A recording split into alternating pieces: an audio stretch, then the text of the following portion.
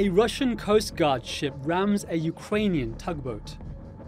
The tug and 2 Ukrainian Navy ships were sailing off Crimea's coast in the Black Sea. Russia says the vessels were violating its territorial waters, and it scrambled fighter jets and helicopters. As the Ukrainian vessels reached the Strait of Kerch, Kiev says Russia's navy opened fire on them. 6 Ukrainian sailors were wounded. Russia then captured the ships and their 23 crew members. In response, Ukraine's government declared martial law in 10 provinces. Russia has been conducting a hybrid war against our country for the 5th year, but by attacking Ukrainian military boats, it's moved on to a new stage of aggression. Russia has since released statements by the captured sailors. After trespassing on Russian borders, I watched border patrol vessels approach. I deliberately ignored radio communication signals. I was aware that the actions of the Ukrainian Navy were provocative in nature. Ukraine called the statement a forced confession.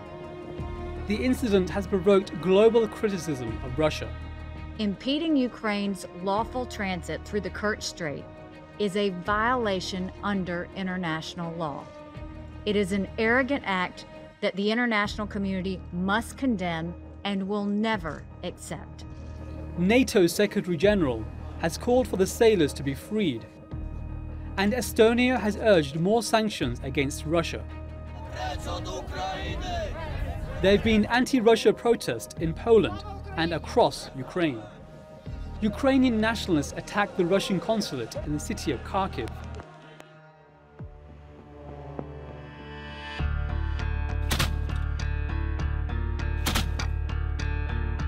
The attack is a reminder of the war in eastern Ukraine.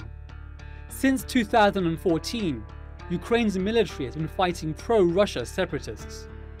Russia is accused of sending soldiers to the region and supplying weapons to the rebels. Moscow denies this. More than 10,000 people have been killed in the conflict, including 3,000 civilians. Another area caught up in the war has been Crimea. Russia annexed the peninsula 4 years ago. But Kiev insists Crimea still belongs to Ukraine. Shipping routes around the peninsula are vital to Ukraine's economy. Ukraine and Russia signed a treaty in 2003 that allows free access to the surrounding waters. So is this a new front in Russia's war against its neighbour? And what action will Ukraine's allies take to pressure Moscow? Hyder Abbasi, The Newsmakers.